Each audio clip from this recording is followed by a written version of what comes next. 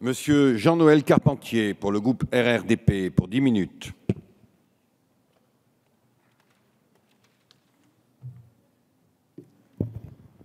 Merci, Monsieur le Président, Monsieur le Ministre, Madame la rapporteure, Mesdames, Messieurs. Le Code électoral pose le principe d'une inscription sur les listes électorales au plus tard au 31 décembre de l'année précédente la réalisation des élections.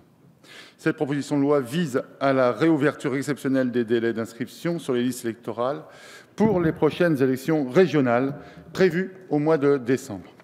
L'article 1er prévoit une révision des listes électorales afin que les électeurs puissent se faire inscrire dans leur commune au plus tard le 30 septembre.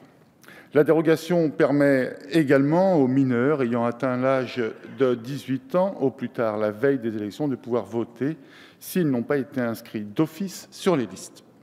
Nous considérons que cette mesure est une bonne chose et nous souhaiterions qu'à l'avenir, nous allions plus loin.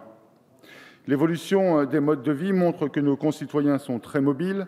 Divorce, séparation, allongement de l'espérance de vie, mutations professionnelles, changement ou perte d'emploi, entraînant des déménagements de plus en plus fréquents et donc des modifications de lieux de vote de plus en plus fréquents. De plus, le calendrier d'inscription sur les listes électorales ne correspond plus à l'organisation concrète des scrutins actuels, et notamment avec les élections régionales.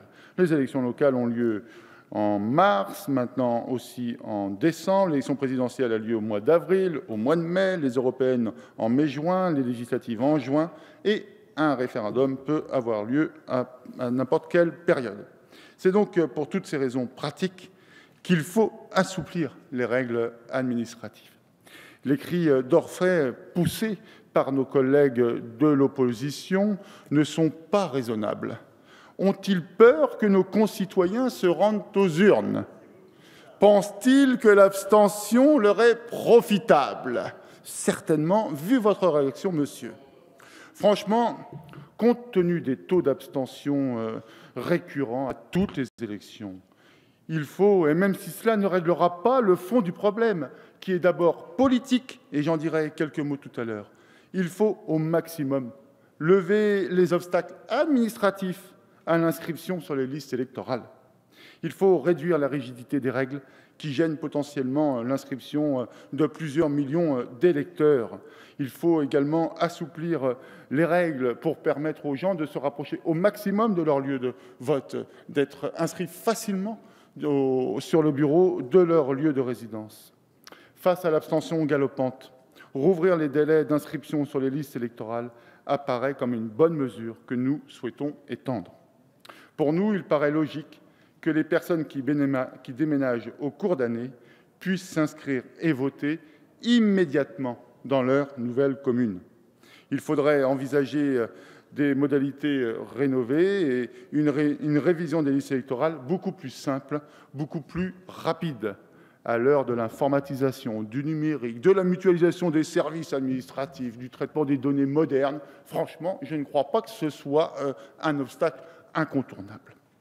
Nous souhaitons qu'une réforme plus globale, et vous l'avez évoqué, Monsieur le Ministre, soit mise en place concernant les modalités d'inscription sur les listes électorales et que ça voit le jour rapidement au cours des 2 prochaines années. Nous proposons notamment que la révision des listes se fasse de manière permanente ou au minimum tous les trimestres.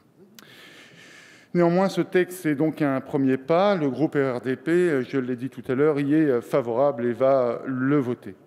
Mais pour conclure, Madame la rapporteure, Monsieur le Ministre, Mesdames et Messieurs, nous le savons tous, la crise de la politique qui secoue notre pays et la défiance de nos concitoyens à l'égard des politiques ne se régleront pas avec des mesures administratives. La vraie question, la seule en vérité qui mérite d'être posée, est de savoir comment notre démocratie regagne l'intérêt de nos concitoyens. Comment elle se revitalise avec leur participation. Les partis politiques, nous-mêmes, nous sommes directement interrogés sur nos actions, sur nos comportements, sur nos pratiques, sur nos résultats en matière économique et sociale. Les Français aiment la politique, mais ils détestent les partis. À nous de faire notre autocritique, À nous de savoir libérer le débat citoyen. À nous d'encourager une autre manière de faire de la politique. À nous de faire confiance. Peut-être que notre démocratie se portera mieux. Je vous remercie. Merci.